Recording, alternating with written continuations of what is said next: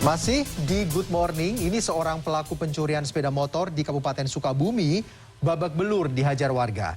Tersangka ini sempat kabur dengan motor curiannya, namun ia justru masuk ke dalam sebuah gang buntu sehingga dia berhasil dibekuk warga. Iya, kalau di Cilincing, Jakarta Utara ada dua pria yang sedang mabuk miras terekam kamera pengawas berkelahi di depan rumah kos. Salah satunya bahkan membacok temannya dengan celurit hingga terluka parah. Perkelahian antar dua pria di depan rumah kos di kawasan Semper Barat, Cilincing, Jakarta Utara terekam kamera pengawas pada Sabtu malam 14 Mei. Tersangka membacok korban yang juga temannya dengan celurit. Keributan ini langsung memancing perhatian warga, tetapi mereka tidak berani melerai. Usai menganiaya korban, tersangka melarikan diri. Rabu siang, Ketua RT setempat menyebut perkelahian terjadi ketika korban dan tersangka serta seorang teman lainnya menggelar pesta miras di depan rumah kos. Tersangka AR yang sedang mabuk miras ingin memainkan gitar, tapi AR malah diejek korban. Terbakar emosi, AR lalu membacok korban hingga terluka parah di tangan, punggung, dan pelipis. Korban masih dirawat di Rumah Sakit Koja, Jakarta Utara, sementara tersangka ditahan di Mapolsek Cilincing, Jakarta Utara. Terpergok saat mencuri sepeda motor, seorang pria babak belur dihajar warga di Kampung Babakan, Desa Babakan Panjang, Kecamatan Nagrak, Kabupaten Sukabumi, Selasa sore. Tersangka sempat membawa kabur motor curian, namun malah masuk ke gang buntu dan diadang warga. Warga sebelumnya memergoki tersangka dan temannya mengincar motor yang diparkir di sebuah tempat pemancingan. Rabu siang, Kapolsek Nagrak menyebut teman tersangka lolos saat dikejar warga, sedangkan motor curian ditinggalkan tidak jauh dari lokasi kejadian. Tim Liputan CNN Indonesia. Berikutnya nih, hanya gara-gara menanyakan uangnya yang hilang, seorang pria di Goa, Sulawesi Selatan harus dilarikan ke rumah sakit karena kritis usai ditikam anak kandungnya. Ya, konflik keluarga yang sama ini juga terjadi di Sampang, Madura, Jawa Timur. Ini seorang putri kandung tega menganiaya ayah kandungnya dengan batu hingga tewas. Seorang pria warga desa Taeng, Goa, Sulawesi Selatan kritis usai ditikam oleh anak kandungnya sendiri. Peristiwa yang terjadi pada Rabu siang ini berawal saat korban menanyakan perihal uangnya senilai Rp200.000 yang hilang di saku celananya kepada pelaku. Lantaran geram dituding mencuri uang milik orang tuanya, pelaku kalap dan langsung menusukkan pisau dapur ke tubuh korban. Korban yang terluka tikaman pada bagian dada langsung dilarikan ke Rumah Sakit Syekh Yusuf untuk mendapatkan perawatan medis. Sementara pelaku langsung melarikan diri. Sementara ini masih dilakukan pengejaran terhadap tersangka. Motifnya itu masalah uang. Bapaknya sendiri menanyakan keberadaan uang tersebut kepada anaknya. Namun anaknya ini menjawab dengan kata-kata kasar dan kotor.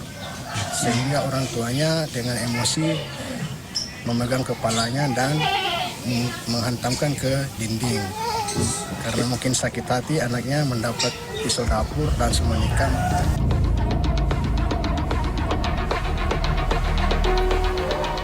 Jajaran Satreskrim Polres Kendal, Jawa Tengah akhirnya mengungkap kasus pembunuhan Suratmi warga Korowelang, Anyar, Kendal 21 Desember tahun lalu. Melalui penyelidikan dan penyidikan yang cukup panjang, pelaku utama pembunuhan merupakan anak kandung korban. Tersangka ditangkap di rumahnya Selasa malam lalu. Sebelumnya petugas mengalami kesulitan dalam pengungkapan kasus pembunuhan ini karena minim saksi dan alat bukti di lokasi kejadian. Korban Suratmi sendiri ditemukan tergeletak di dalam rumah dengan sejumlah luka di kepala. Saat ini tersangka menjalani pemeriksaan untuk mengungkap motif dari aksi menghabisi ibu kandungnya sendiri di dalam rumah.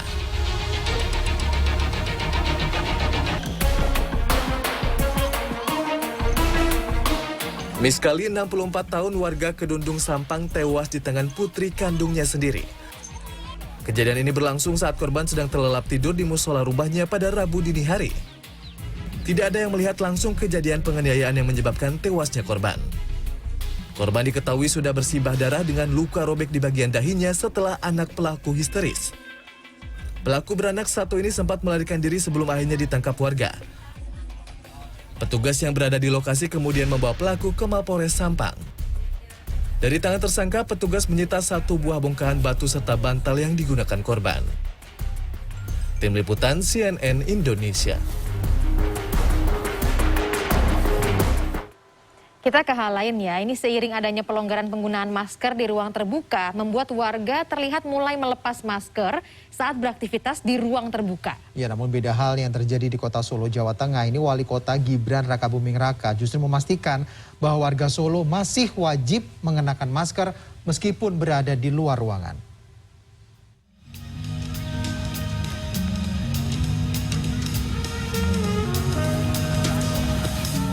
Rabu siang di Taman Alun-Alun Kota Malang terpantau sejumlah pengunjung tidak lagi memakai masker. Di taman bermain anak, sejumlah orang tua dan anak-anak juga tidak memakai masker. Pengumuman Presiden Jokowi yang memperbolehkan warga untuk tidak memakai masker saat beraktivitas di tempat terbuka ini ditanggapi beragam. Nah, kalau kebijakannya sih kita senang ya, karena kan sudah bebas ya, tapi tetap untuk protokol kita tetap terapkan, pakai hand sanitizer, cuci tangan di rumah, karena kan punya anak-anak juga kan, jadi tetap harus jaga kebersihan. Ya nggak apa-apa, tergantung pribadi masing-masing juga. Kalau merasa aman ya nggak apa-apa juga, mungkin karena udah capek ya 2 tahun pakai masker gitu. Kalau saya pribadi lebih senang pakai masker. Di Kota Tasikmalaya, Jawa Barat, mayoritas masyarakat menyambut baik aturan pelonggaran masker di ruang terbuka. Selain sudah bosan bermasker, mereka sudah merindukan menghirup udara segar. Terbuka, menurut saya setuju-setuju saja. Karena di ruangan terbuka itu sirkulasi udaranya lancar. Iya, nggak terlalu cocok aja gitu di ruang terbuka mah. Tapi kan kalau di ruang padat mah harus pakai tetap gitu. Berbeda dengan daerah lain, Wali Kota Solo, Gibran Rakabuming Raka, memastikan warga Solo masih wajib mengenakan masker meskipun berada di luar ruangan.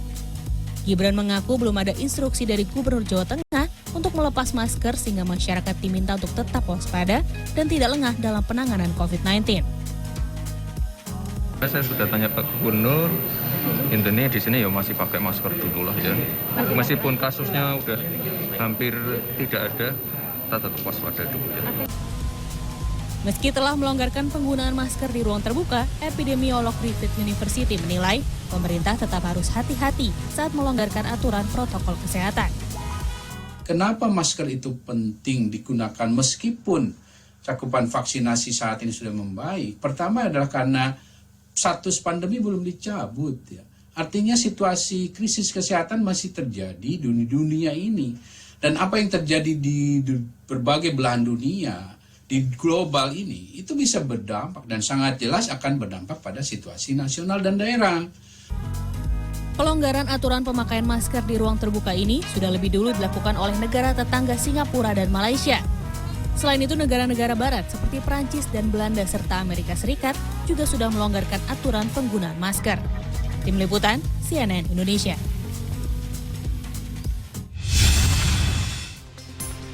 Usai jeda kami akan kembali dengan tingkah lucu penguin saat dilepas liarkan kembali ke alam bebas. Wah, ada pula nanti keseruan bayi penguin di kebun binatang London yang menghabiskan waktunya dengan diawasi oleh seekor penguin. Nanti ya, tetap bersama kami di Good Morning.